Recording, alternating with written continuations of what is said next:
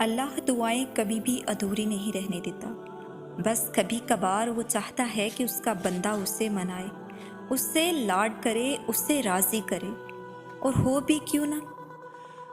یہ چاہتیں، یہ عقیدتیں، یہ محبتیں حق ہے اس کا، وہی اکلوتا حقدار ہے ان کا۔ وہ تو ناراض بھی ہو تب بھی محبت کرنا نہیں چھوڑتا، اس کی تو ناراضگی بھی اتنی پیاری ہوتی ہے۔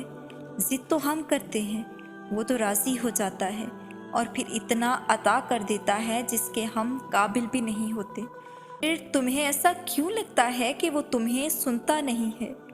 جس کی دسترت میں دو جہانوں کی بادشاہت ہے، اس کے لیے بھلا تمہاری تکلیف کو دور کرنا کیا مشکل ہے؟ تم ایک دفعہ ہاتھ تو اٹھاؤ، بس ایک دفعہ جھولی تو پھیلاؤ، پہلا سجدہ اس کی چاہت کا کرو، یہ نہ تو دوسرے سجدے پہ وہ تمہیں تمہاری چاہت سے نواز دے گا۔ بس ایک دفعہ اللہ کو اللہ کے لیے چاہ کر دیکھو، اور پھر دیکھو ہوتا کیا کیا ہے۔ ہم بھاگتے ہیں اور مسلسل بھاگتے ہیں، ہم بھاگتے ہیں اور مسلسل بھاگتے ہیں ان لوگوں کے پیچھے جو ہمارے کبھی تھے ہی نہیں۔ ہم اس تلاش میں اتنے دور نکل جاتے ہیں، ایک لمبا سفر طے کرنے کے بعد بھی بالآخر وہ ہم سے بہت آگے نکل جاتے ہیں۔ پھر ہم سمجھتے ہیں کہ شاید ہماری دعائیں سنی نہیں جاتی، پھر تھک ہار کر ہم بھاگنا چھوڑ دیتے ہیں، زندگی کی دوڑ میں حصہ لینا چھوڑ دیتے ہیں۔ جانتے ہو پھر کیا ہوتا ہے؟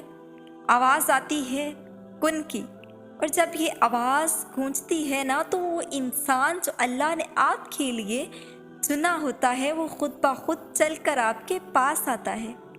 کبھی سوچا ہے ہم اپنی پسند کا انسان ڈھونڈنے میں مصروف ہوتے ہیں، مگر اللہ نے تو پہلے ہی سوچ رکھا ہوتا ہے کہ میرے بندے کے ساتھ یہ جچے گا۔ کبھی نہیں سوچا نا؟